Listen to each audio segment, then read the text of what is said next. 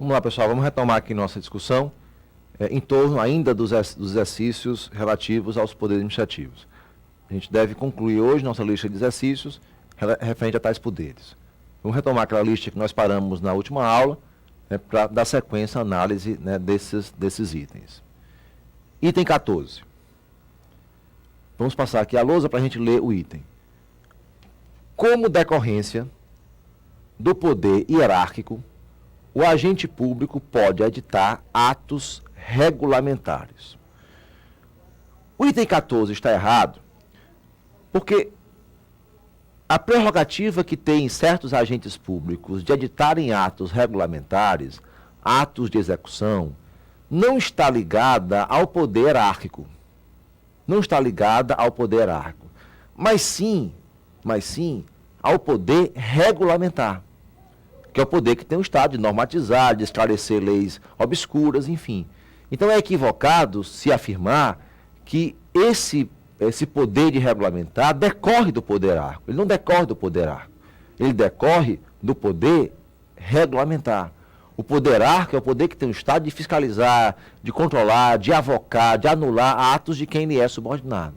Então, quando o presidente da República baixa um decreto para esclarecer uma lei, quando uma agência reguladora aprova uma resolução, enfim, isso não é poder hierárquico, isso é poder regulamentar.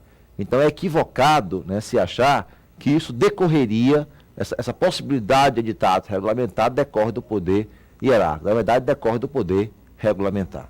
Então, o item 14, a gente volta aqui para o quadro, também estaria falso. Questão 15.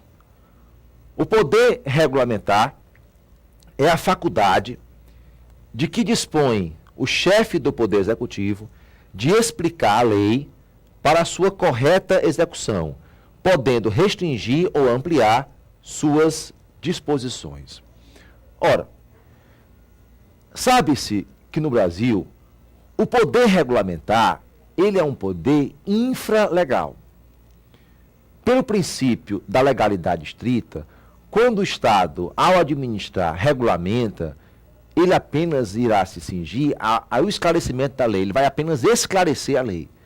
Mas jamais ele vai poder ampliar, restringir, condicionar, enfim, contrariando o que a lei dispõe. Então, o decreto de execução, o decreto regulamentador, ele sempre será infralegal. É como diz lá o artigo 84º, inciso 4º da Constituição. Compete ao presidente da República expedir decretos para fiel execução das leis. Ora, se é execução fiel, o agente público não vai poder, em hipótese alguma, se afastar da lei. Ele deve ter a sua conduta limitada, condicionada ao que a lei dispõe. Então é errado se dizer que o agente público pode ultrapassar os limites da lei. Não. Ele deve se limitar ao que a lei diz. Então, em hipótese alguma, o decreto, resolução, que seja, virá para contrariar a lei, para ir além da lei. Ao contrário, o decreto ele se limita a esclarecer a lei, assim como outros atos normativos. O objetivo é de complementar a lei, esclarecendo um conteúdo que seja eventualmente obscuro. Então, é errado se achar que o decreto pode contrariar a lei, ele pode atingir a lei. O decreto deve se cingir, deve se limitar a esclarecer o conteúdo de uma lei. Então, a assertiva, a gente volta aqui para o quadro, está falsa. 16. Poder de polícia é a faculdade de que dispõe a administração pública de condicionar ou restringir o uso e gozo de bens, atividades e direitos individuais em benefício do próprio Estado ou do administrador público. Ora, o poder de polícia, ele está associado à própria ideia de Estado. Se o Estado tem uma função principal, qual? Realizar o interesse público. E como o interesse público é supremo, é superior, está acima do interesse individual de cada um de nós. Esse interesse público tem que ser preservado, tem que ser buscado, tem que ser realizado. E quem é que realiza o interesse público? É o Estado. O Estado é que realiza. Só que o Estado só vai conseguir realizá-lo se tiver poderes, se tiver prerrogativas.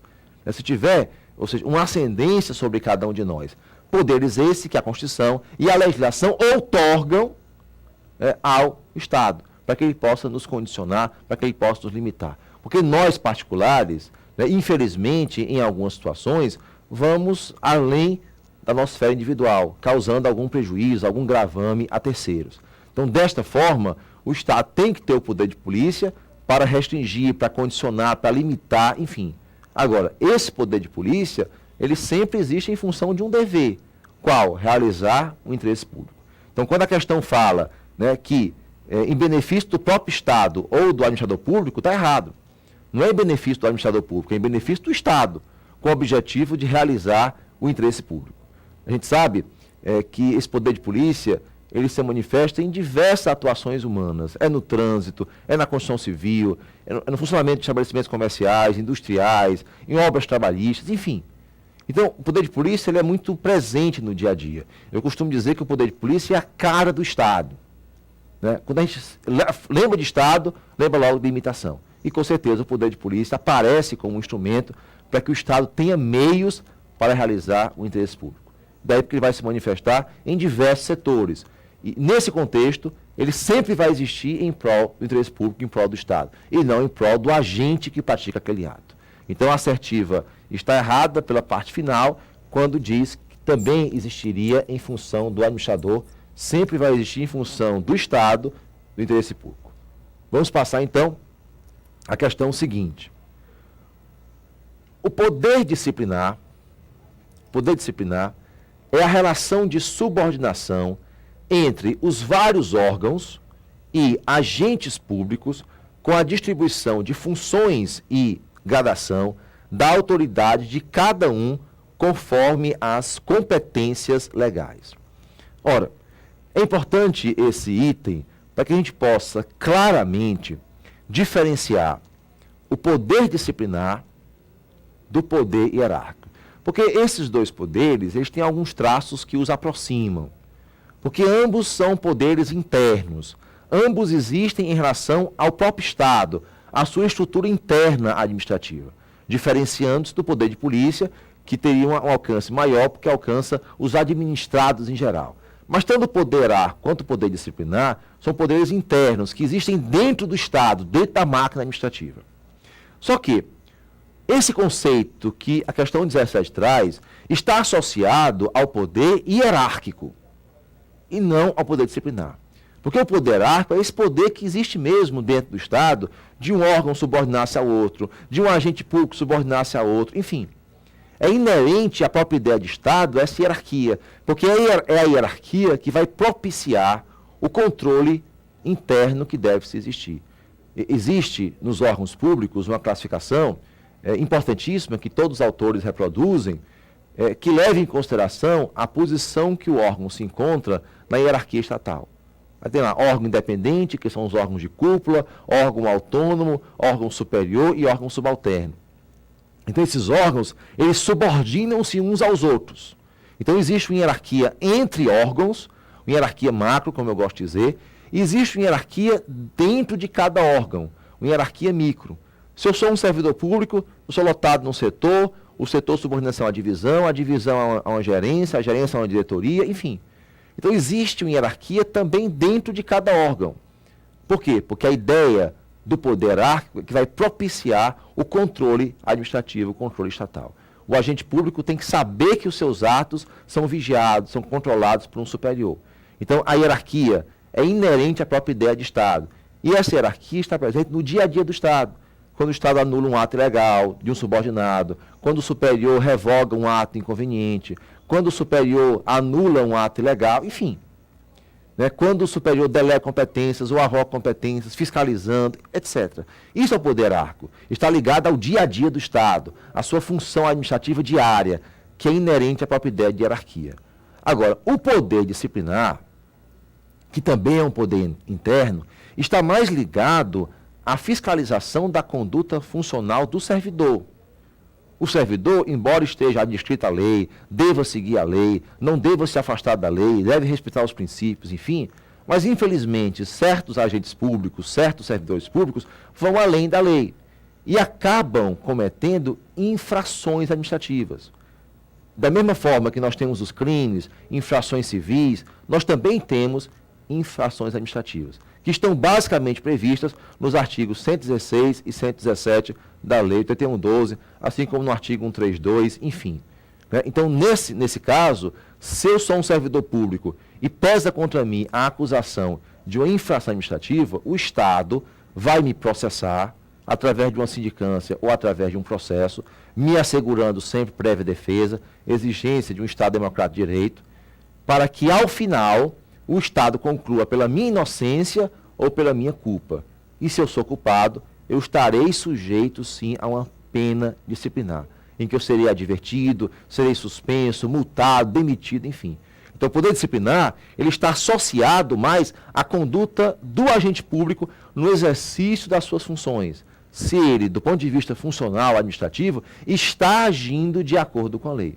Então, é equivocado fazer essa confusão, porque o poder hierárquico e o poder disciplinar, embora sejam poderes internos, e de fato o são, né, poderes internos, tais poderes têm uma aplicação distinta. Porque o poder hierárquico liga-se mais ao dia a dia do Estado, à ideia do funcionamento diário do Estado, de fiscalizar, de controlar, de avocar, de delegar, enfim. O poder disciplinar, ele é pontual e ele vai ser exercido quando pesa contra algum agente público uma acusação de eventual irregularidade, e aí sim o Estado vai colocar a sua máquina administrativa, vai colocar suas corregedorias, né, suas comissões disciplinares, de sindicância, para apurar essas supostas denúncias contra o servidor público. Então, nesse contexto, esse conceito da questão se amolda mais ao conceito de poder hierárquico.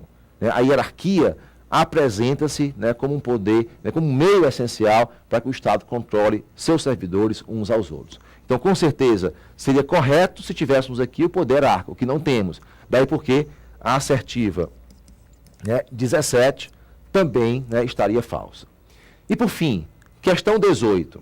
Acompanhe a leitura. O poder vinculado é aquele conferido à administração pública de forma expressa e explícita, com a norma legal, já trazendo nela mesma a determinação dos elementos e requisitos para a prática dos respectivos atos. Ora, é corrente a distinção na doutrina, né, entre ato vinculado e ato discricionário, poder vinculado e poder discricionário. Eu costumo dizer que vinculado e discricionário são muito mais atributos, qualidades do que poderes em si. Ora, no poder vinculado, de fato, o agente público está vinculado à lei, dela não podendo se afastar. Se o poder público é obrigado a praticar certo ato, porque a lei assim impõe, deverá fazê-lo. Se o projeto respeita a lei municipal, o agente público tem que dar licença. Se o servidor público cumpre as condições para se aposentar, o servidor será aposentado. Enfim, então trata-se de um poder, mas um poder vinculado, em que o agente público não vai poder fazer juízo de valor para escolher entre o caminho A e o caminho B. Ele só tem um caminho a seguir. É como eu gosto de dizer, no poder vinculado, o agente público não tem liberdade de agir, não tem liberdade de atuação. A lei não lhe dá nenhuma liberdade, nenhuma margem de liberdade. É como eu costumo dizer brincando, o legislador, quando outorga o poder vinculado ao agente público, não confia nele e diz, agente público, siga esse caminho, porque esse é o único caminho possível. No poder discricionário, não. Discricionário, o Estado tem opções a fazer. O poder vinculado, ele só tem um caminho e daquele caminho ele não pode se afastar. Se afastar, vai incorrer em ilegalidade. Daí porque, no poder vinculado, toda a atuação do Estado está o quê? Pré-determinada, pré-definida. E o agente público não vai poder se afastar. Daí porque a assertiva, né, estaria correta, porque, de fato, a conduta do agente público já está de forma expressa e explícita, pré-estabelecida na norma. Daí porque seria, né, aqui o item 18, né, um item verdadeiro, né, ou seja, um item correto, né, já que o agente público, né, tem que atuar de acordo com a lei quando pratica um poder vinculado, não tendo caminhos a escolher, não tendo opções a fazer. Desta forma, ao fazer, né, esse item 18, a gente encerra essa lista de exercícios de fixação relativas aos poderes administrativos.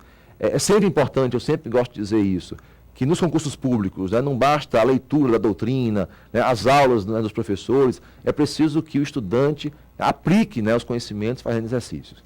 E o nosso objetivo, né, com essas aulas de exercícios é fixar o conteúdo e que o estudante, né, saiba, né, ou seja, de como se faz uma questão, como se lê uma questão, o espírito da banca que organiza, enfim. Então é fundamental que vocês reflitam, né, ou seja, e exercitem sempre, né, aplicando sempre, né, no estudo teórico associado a exercícios. Ok?